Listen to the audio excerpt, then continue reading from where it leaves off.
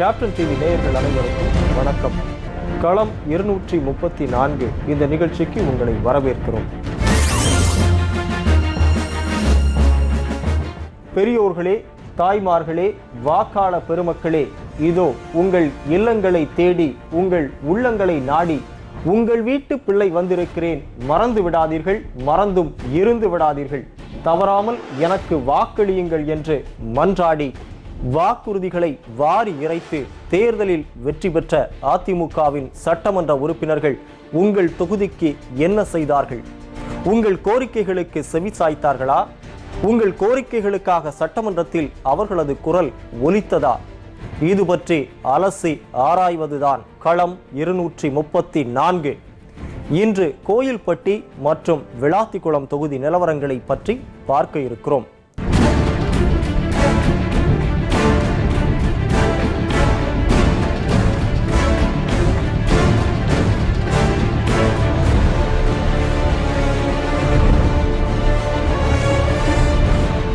முத்துநகரம் என்று அழைக்கப்படும் தூத்துக்குடி மாவட்டத்தில் கோவில்பட்டி என்பது இரண்டாவது பெரிய நகரம்.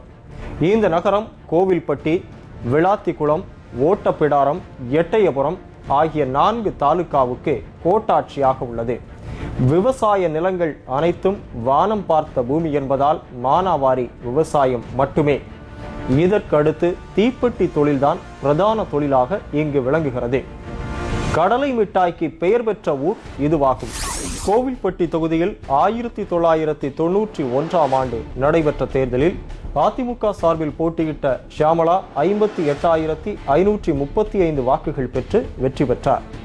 சிபிஐ சார்பில் போட்டியிட்ட ஐயாலுசாமி 30,284 வாக்குகள் பெற்று தோல்வியடைந்தார். 1996ஆம் ஆண்டு நடைபெற்ற தேர்தலில் சிபிஐ சார்பில் போட்டியிட்ட ஐயாலுசாமி 39,315 வாக்குகள் பெற்று வெற்றி பெற்றார். மதிமுக சார்பில் போட்டியிட்ட ராதாகிருஷ்ணன் 31,828 வாக்குகள் பெற்று தோல்வியடைந்தார். 2001ஆம் ஆண்டை பொறுத்தவரையில் சிபிஐ சார்பில் போட்டியிட்ட ராஜேந்திரன் 45,796 வாக்குகள் பெற்று வெற்றி பெற்றார். திமுக சார்பில் போட்டியிட்ட ராஜாராம் 36,757 வாக்குகள் பெற்று தோல்வியை தழுவினார். 2006ஆம் ஆண்டு நடைபெற்ற தேர்தலில் அதிமுக சார்பில் போட்டியிட்ட ராதாகிருஷ்ணன் 53,354 வாக்குகள் பெற்று வெற்றி பெற்றார். சிபிஐ சார்பில் போட்டியிட்ட ராஜேந்திரன் 41,015 வாக்குகள் பெற்று தோல்வியை தழுவினார். 2011ஆம் ஆண்டு நடைபெற்ற தேர்தலில் அதிமுக சார்பில் போட்டியிட்ட கடம்பூர் ராஜு 73,007 வாக்குகள் பெற்று வெற்றி பெற்றார். காங்கிரஸ் சார்பில் போட்டியிட்ட ராமச்சந்திரன் 46,527 வாக்குகளை பெற்று தோல்வியடைந்தார். தினமும் ஆயிரக்கணக்கான மக்கள் பல்வேறு தொழில் விஷயங்களுக்காக இங்கு வந்து செல்கின்றனர். அரசு ஊழியர்கள், பள்ளி மற்றும் கல்லூரி மாணவ மாணவிகள் இங்கு நிலவும் போக்குவரத்து நெருக்கடியில் தினமும் சிக்கி தவிக்கின்றனர். ஆறு, ஏரி போன்ற நீர்நிலைகள் எதுவும் இங்கு கிடையாது. ஆண்டுதோறும் பெய்யும் பருவமழையை நம்பித்தான் கிராமங்களில் மானாவாரி விவசாயம் நடைபெறுகிறது. இந்த பகுதியில் விளையும் மானாவாரி பயிர்களான உளுந்து, பாசிப்பயிறு, கம்பு, சோளம் உள்ளிட்ட தானியங்களை சேமித்து இருப்பு வைப்பதற்கு குடோன் வசதிகள் செய்து தருவதாக சட்டமன்ற உறுப்பினர் கூறியிருக்கிறார். ஆனால் இன்று வரை அந்த குடோன் வசதி செய்து தரப்படவில்லை. கயத்தாரில் தீயணைப்பு நிலையம் அமைக்கப்படும், படித்த இளைஞர்களுக்கு வேலைவாய்ப்பு வழங்கும் வகையில் தொழிற்சாலைகள் அமைக்கப்படும் என்றெல்லாம் வாக்குறுதி கொடுத்திருக்கிறார். இந்த நகரை பொறுத்தவரை குடிநீர் பிரச்சனைதான் பெரும் பிரச்சனையாக உள்ளது. கோவில்பட்டியிலிருந்து சுமார் 40 கிலோமீட்டர் தொலைவில் உள்ள சீவலப்பேரி ஆற்றில் இருந்து குடிநீர் விநியோகிக்கப்படுகிறது. கடந்த 38 ஆண்டுகளுக்கு முன்பு தொடங்கப்பட்ட குடிநீர் திட்டம்தான் சீவலப்பேரி குடிநீர் திட்டம். இந்த திட்டத்தில் போடப்பட்ட குழாய்கள் பழுதடைந்து உள்ளதால் குடிநீர் குழாய்களில் ஆங்காங்கே வெடிப்புகள் ஏற்பட்டு தண்ணீர் வெளியாகின்றது. இதனால் கோவில்பட்டி நகருக்கு குறைவான அளவு மட்டுமே குடிநீர் வருகிறது. இதனால் கடும் பற்றாக்குறை ஏற்பட்டுள்ளது. தமிழக முதலமைச்சர் சட்டசபையில் பேசும்போது கோவில்பட்டி குடிநீர் திட்டத்திற்கு 84 கோடி ரூபாய் நிதி ஒதுக்கப்பட்டுள்ளதாக அறிவித்தார். ஆனால் 5 ஆண்டுகள் முடியும் தருவாயில் உள்ள நிலையில் சட்டமன்ற உறுப்பினர் 2வது பைப்லைன் திட்டத்தை நிறைவேற்ற இதுவரை எந்த நடவடிக்கையும் எடுக்கவில்லை. தண்ணீர் பிரச்சனை கடுமையா கோவில்பட்டியில் தண்ணீர் கொஞ்சம் கடுமையாக இருக்குது. இந்த மழை வெள்ளத்தில் கோயில்பட்டி நகராட்சிக்கு பாத்தியப்பட்ட பைப் சில பேரில் உடைஞ்சதுனால மக்கள் ஒரு குடம் 10 ரூபா 15 ரூபாய்க்கு வாங்கினாலும் தண்ணீர் கிடைக்காத சூழ்நிலையில் இருக்குது. இப்போ இந்த மழை பெஞ்சதுனால அங்கங்கே போர் தண்ணி இருக்கிறதுனால கொஞ்சம் சமாளிச்சுட்டு இருக்காங்க. கோயில்பட்டியில் 1979 தனி கூட்டு குடிநீர் திட்டம் அறிவிக்கப்பட்டது. அதுக்கப்புறம் 2010 திமுக சர்க்கார் 2வது பைப்லைன் திட்டத்தை அறிவித்ததோடு மட்டும் நின்றுச்சு. ஆனால் இங்கே மறுபடியும் 2011 தேர்தலில் எம்எல்ஏ சட்டமன்ற உறுப்பினர், நகராட்சி சேர்மன், பாராளுமன்ற 3 பேரும் ஆளுங்கட்சியை சேர்ந்தவங்க. ஆனால் அதுக்குண்டான ஒரு நடவடிக்கையும் 82 ரூபா அறிவிப்போடு நிற்கி அது பேப்பர்லேயே நிற்கி இன்னைக்கு வரைக்கும். முதல்ல டெண்டர் விட்டாங்க, எல்என் கம்பெனி எடுத்து உள்ளாட்சித்துறை அமைச்சர் மாறினதுனால அதில் ஒரு சிக்கல் வந்தது. மறுபடி அந்த டெண்டரை க்ளோஸ் பண்ணி 2வது டெண்டர் விட்டாங்க. அந்த கம்பெனி கோர்ட்டுக்கு போனதுனால இந்த வேலை துவங்க முடியல. கோர்ட்டுக்கு போயும் கோர்ட்டும் வேலையை துவங்கன்னு தீர்ப்பு கொடுத்துட்டாங்க. இன்னை வரைக்கும் இப்போ டெண்டர் எடுத்த கம்பெனிகளுக்கு தமிழக அரசு வேலை உத்தரவு கொடுக்க மாட்டேங்கி. அதனால் கோவில்பட்டி மக்கள் பெரும் துன்பப்பட்டு இருக்காங்க. தேர்தல் நேரத்தில் கிராமங்களில் உள்ள குளங்கள், கண்மாய்கள் தூர்வாரி கரைகள் உயர்த்தப்படும், கிராமத்து சாலைகள் சீரமைக்கப்படும், அரசு பேருந்துகள் செல்லாத கிராமங்களுக்கு பேருந்து வசதி செய்து தரப்படும் என்று வாக்குறுதிகளை அள்ளி வீசியிருக்கிறார். ஆனால் இன்று வரை எந்த கிராமங்களுக்கும் பேருந்து வசதி செய்து தரப்படவில்லை. 5 ஆண்டு நிறைவடைகிறது. ஆனாலும் 2வது பைப்லைன் திட்டம் எந்த வகையிலையும் நடைபெறல. எதுக்காக தடைபட்டிருக்குன்னு தெரியல.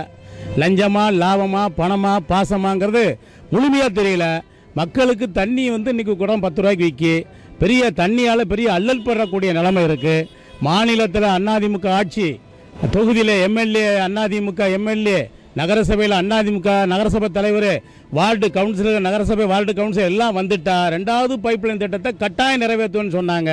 ஆனால் மக்கள் அவங்களுக்காக நம்பி ஓட்டு போட்டாங்க. இன்னைக்கு வரைக்கும் குடம் தண்ணி 10 ரூபாய்க்கு விற்பனை செய்யக்கூடிய ஒரு அவநிலை இருக்கு. இதே மாதிரி இந்த தொகுதியினுடைய வளர்ச்சி திட்டத்துக்காக எம்எல்ஏ எதையும் கண்டுக்கிறது இல்லை. ஆனால் அவர் ஒன்று செய்கிறாரு, அம்மா முதலமைச்சராக ஆவதற்காக பால் குடம் எடுத்து கோயிலாக அலைஞ்சிக்கிட்டு இருந்தாரே தவிர இந்த தொகுதியினுடைய வளர்ச்சிக்காக இந்த ஏரியாவுடைய ஏழை எளிய மக்களுடைய இலவச வீட்டுமனை பட்டா லஞ்ச லாவணியம் இல்லாமல் கொடுப்பதற்காக எம்எல்ஏ இந்த தொகுதியுடைய மக்களுடைய பொருளாதார பிரச்சனைக்காக தலையிடாமல் அவருடைய மிக்சி கிரைண்டர், ஓட்ட கிரைண்டர் கொடுப்பதற்கு மீண்டும் எம்எல்ஏ ஆவதற்கு, மீண்டும் அண்ணாச்சி ஆட்சிக்கு வர்றதுக்கு ஒரு மோசமான நிலைமையை தான் இன்னைக்கு தொகுதியில் வந்திருக்க தவிர தொகுதியினுடைய வளர்ச்சிக்காக யாரும் செயல்படலை. வருவாய்த்துறைக்கு போனால் மக்கள் லஞ்சம், காவல்துறைக்கு போனால் லஞ்சம், பேர் மாற்றம், வரி பேர் மாற்றத்துக்கு முனிசிபாலிட்டி போனால் லஞ்சம், எல்லா அலுவலகங்களிலும் லஞ்சம் ஊழல் பெருத்து போயிருக்க தவிர மக்கள் பொருளாதார வளர்ச்சிக்காக செய்யக்கூடிய அனைத்து திட்டங்களும் ஏமாற்றமான ஒரு திட்டம். அம்மா திட்டம் சும்மா திட்டமா இருக்கு. தீப்பெட்டி தொழில் என்பது பொதுமக்களின் வாழ்வாதார தொழிலாக இருந்து வந்தது. கடந்த சில ஆண்டுகளுக்கு முன்பு ABCD என்ற 4 பிரிவுகளாக இயங்கி வந்த தீப்பெட்டி தொழிலை 2 பிரிவுகளாக பிரித்து முழு இயந்திர தீப்பெட்டி உற்பத்தி மற்றும் பகுதி இயந்திர உற்பத்தி என 2 பிரிவுகளாக பிரிக்கப்பட்டது. மத்திய அரசு 2 பிரிவுகளுக்கும் ஒரே அளவிற்கு கலால் வரியை விதித்துள்ளது. இதிலிருந்து தீப்பெட்டி தொழில் சரிவு ஆரம்பமானதாக உற்பத்தியாளர்கள் கூறுகின்றனர். மூலப்பொருட்களின் விலை உயர்ந்தாலும் தீப்பெட்டி விற்பனை விலையை ஏற்ற முடியாமல் உற்பத்தியாளர்கள் தவிக்கின்றனர். இது குறித்து சட்டமன்ற உறுப்பினர் எந்த நடவடிக்கையும் எடுக்கவில்லை. சட்டமன்றத்தில் இது குறித்து பேசவும் இல்லை என்பதால் பொதுமக்கள் கடும் கோபத்தில் உள்ளனர். பிரதான தீப்பெட்டி தொழிலை கண்டுகொள்ளவில்லை இந்த சட்டமன்ற உறுப்பினர். சட்டமன்றத்திலே பேசுகிறேன் என்று சொன்னாரே தவிர ஒரு தடவை கூட தீப்பெட்டி தொழிலை பற்றி பேசவில்லை. மேலும் மத்திய அரசு சிறு குறு பட்டியலிலிருந்து தீப்பெட்டி தொழிலை நீக்கியதை இதை கண்டித்து கூட மாநில அரசுடைய கவனத்திற்கு கொண்டு வந்து மத்திய அரசை வலியுறுத்துகின்ற ஒரு தீர்மானம் கூட அவருக்கு ஏற்றப்படவில்லை. எனவே வர இருக்கின்ற 2016 சட்டமன்ற தேர்தலில் நிச்சயமாக இப்பகுதி மக்கள் அதிமுகவை புறக்கணிக்கின்ற ஒரு சூழ்நிலை. இங்கு அரசு தலைமை மருத்துவமனை உள்ளது. ஆயிரக்கணக்கான ஏழை மக்கள் மற்றும் புறநோயாளிகள் தினமும் சிகிச்சைக்கு வருகிறார்கள். ஆனால் மருத்துவமனையில் போதிய மருத்துவர்களோ ஊழியர்களோ சுகாதார பணியாளர்களோ மருந்துகளோ இல்லை. கோவில்பட்டிக்குள் நுழையும் வழிகளான சாத்தூர் சாலை, இனாம் மணியாச்சி சாலை மற்றும் இளையரசனேந்தல் சாலைகளில் ரயில்வே கேட் அமைந்துள்ளதால் போக்குவரத்து நெரிசல் ஏற்படுகிறது. இதில் சாத்தூர் மற்றும் இனாம் மணியாச்சி ஆகிய பகுதிகளில் மட்டும் மேம்பாலம் அமைக்கப்பட்டுள்ளது. இளையரசனேந்தல் சாலையில் மட்டும் சுரங்கப்பாதை அமைக்கப்பட்டுள்ளது. சர்வீஸ் சாலை போட சட்டமன்ற உறுப்பினர் எந்த நடவடிக்கையும் எடுக்கவில்லை. தேர்தல் வரும்போது எல்லா வேட்பாளர்களும் வந்து பார்த்துட்டு போவாங்க. நாங்கள் உடனே செய்கிறோம்பாங்க. ஆனால் அதிமுகவில் கடம்பூர் ராஜு ஜெயிச்சு வந்தார். அவரும் எங்கிட்ட விவரம் சொன்னார். ஆனால் நானும் சொல்லி பார்த்தோம், அதுவும் ஜெயிச்சு ஓட்டு போட்டோம் நாங்கள். அதனால் அவர் ஒரு பிரச்சனையும் எங்களுக்கு செய்யலை. அதுக்கு பிறகு பாராளுமன்ற தேர்தல் வந்தது. அவங்கள்ட்ட சொல்லி பார்த்தோம். உடனே நாங்கள் போட்டு கொடுக்குறோம், ஒரு மாதத்தில் நாங்கள் செய்கிறோன்னு சொன்னாங்க. ஆனால் செய்யவே இல்லை. பிறகு சான்சலர் அம்மாவும் ஜெயிச்சு வந்தாங்க. அவங்களும் சொன்னாங்க எல்லாம் நாங்கள் 3 பேர் 1 பேர் செய்கிறோன்னாங்க. ஆனால் செஞ்ச பாடு இல்லை. நாங்கள் ரொம்ப கஷ்டப்படுறோம். ரோடு வசதி கிடையாது, வாரையால் வசதி கிடையாது. வீட்டுக்கு நாங்கள் ரொம்ப வேதனைப்பட்டுக்கிட்டு இருக்கிறோம். அதெல்லாம் நாங்கள் எவ்வளோ போராட்டம் பண்ணியும் பார்த்து ஒழுங்கு முடியலை. கோவில்பட்டி அண்ணா பேருந்து நிலையத்தில் உள்ள டவுன் பேருந்து நிலையத்தை புதிதாக கட்டுவதற்காக கடந்த 2014ஆம் ஆண்டு இடித்தனர். இந்த பணிகள் தொடங்கப்பட்டு 26 மாதங்களாகியும் கட்டிடப் பணிகள் முடிக்கப்படவில்லை. தற்காலிக பேருந்து நிலையத்தில் அடிப்படை வசதிகள் எதுவும் செய்து தரப்படவில்லை.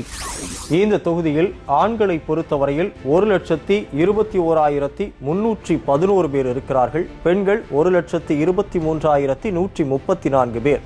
திருநங்கைகள் 3 பேர் இருக்கிறார்கள். கோயில்பட்டி சட்டமன்ற தொகுதியில் கடந்த 2011ஆம் ஆண்டு அதிமுக சார்பில் போட்டியிட்டு வெற்றி பெற்ற சட்டமன்ற உறுப்பினரின் பெயர் கடம்பூர் ராஜு. கடந்த தேர்தலின் போது நலிந்து வரும் தீப்பெட்டி தொழிலை காப்பாற்றுவேன் என்று கடம்பூர் ராஜு சொன்ன உறுதிமொழி தண்ணீரில் எழுதிய வார்த்தைகளாகவே இருந்து வருகிறது. தீப்பெட்டி தொழிலை பாதுகாக்க கடம்பூர் ராஜு இதுவரை எந்த நடவடிக்கையும் எடுக்காமல், தீப்பெட்டி தொழிலை கண்டுகொள்ளாமல், சட்டசபையில் இது குறித்து குரல் கொடுக்காமல் இருப்பதால் இந்த பகுதி மக்களின் கடும் கோபத்திற்கு ஆளாகியிருக்கிறார். 2வது பைப்லைன் திட்டத்தை நிறைவேற்றுவேன், இங்கு நிலவும் போக்குவரத்து நெரிசல் உள்ளிட்ட பல்வேறு பிரச்சனைகளுக்கு தீர்வு காண்பேன் உள்ளிட்ட ஏராளமான வாக்குறுதிகளை இவர் வாரி இறைத்திருக்கிறார். தானியங்களை சேமித்து வைப்பதற்கான குடோன் வசதிகள் செய்து தரப்படும் என்றும் கூறியிருக்கிறார். குளங்கள், கண்மாய்கள் ஆகியவை தூர்வாரப்பட்டு கரைகள் உயர்த்தப்படும், கிராமத்து சாலைகள் சீரமைக்கப்படும் என்றெல்லாம் கடம்பூர் ராஜு வாக்குறுதிகளை ஏராளமாகவே தந்திருக்கிறார். ஆனால் எந்த வாக்குறுதிகளையும் அவர் நிறைவேற்றி தரவில்லை என்பதுதான் வேதனை. 2011 இவர்களெல்லாம் கூறிய பொய்யான வாக்குறுதியை நம்பி 2011 சட்டமன்ற தேர்தலில் இன்றைக்கு கடம்பூர் ராஜ் அவர்கள் இன்றைக்கு தேர்ந்தெடுக்கப்பட்டார். பின்னர் நகர்மன்ற தலைவராக அஇஅதிமுக சேர்ந்த ஒரு பெண் உறுப்பினர் தேர்ந்தெடுக்கப்பட்டார்கள். இத்தனையும் ஒட்டுமொத்தமாக அஇஅதிமுக கோயில்பட்டி சட்டமன்ற தொகுதியை கைப்பற்றி கூட அவர்கள் சொன்ன அடிப்படை வசதிகள் இன்று வரை மேம்படுத்தப்படவில்லை. 2வது பைப்லைன் திட்டம் என்பது காணல் நீராக காட்சியளிக்கிறது. இந்த மாவட்டத்திலே சிறிய நகராட்சியான காயல்பட்டினத்திலே கூட 2வது பைப்லைன் திட்டம் அமல்படுத்தப்பட்டு செயல்பட்டு வருகிறது. அதை போலவே தூத்துக்குடி மாநகராட்சியிலே 4வது பைப்லைன் திட்டம் செயல்படுத்தப்பட்டு வருகிறது. ஆனால் கோயில்பட்டிக்கு கடந்த 35 ஆண்டுகளுக்கு முன்பு வரப்பட்ட அந்த பைப்லைனை தொடர்ச்சியாக 2வது பைப்லைன் திட்டம் வரப்படவில்லை. இவை மட்டுமல்ல, இன்னும் எத்தனையோ வாக்குறுதிகளை வாரி இறைத்திருக்கிறார் கடம்பூர் ராஜு. இவரது நிலை இன்றைக்கு நன்றாகவே உயர்ந்திருக்கிறது. ஆனால் தொகுதி மக்களின் நிலை உயர்ந்திருக்கிறதா என்பதுதானே மிகப்பெரிய கேள்விக்குறி. மொத்தத்தில் கோவில்பட்டி மக்கள் எந்தவித அடிப்படை வசதிகளும் இல்லாமல் தவித்து வருகிறார்கள். தேர்தல் நேரத்தில் கொடுத்த வாக்குறுதிகளெல்லாம் காற்றில் பறந்த பட்டங்களாகிவிட்டன, கண்ணை ஏமாற்றும் காணல் நீராகிவிட்டன. எனவே அதிமுக சார்பில் கோவில்பட்டி தொகுதியில் யார் போட்டியிட்டாலும் அவர்கள் வெற்றி கனியை பறிப்பதற்கான சாத்தியங்களே இல்லை என்பதுதான் இந்த தொகுதியில் மக்கள் சொல்லும் உண்மை.